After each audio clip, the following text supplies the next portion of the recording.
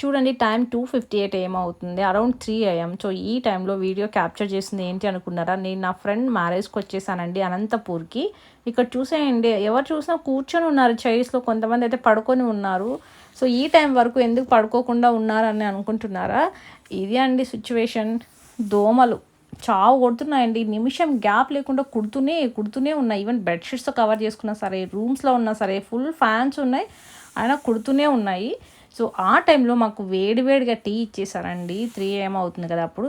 So ఏదో అలా ఇంకా మార్నింగ్ పెళ్లి దాకా వెయిట్ చేయాలి కదా, సో అలా టీ తాగుతూ మేము ఇలా టైం పాస్ చేస్తున్నాం.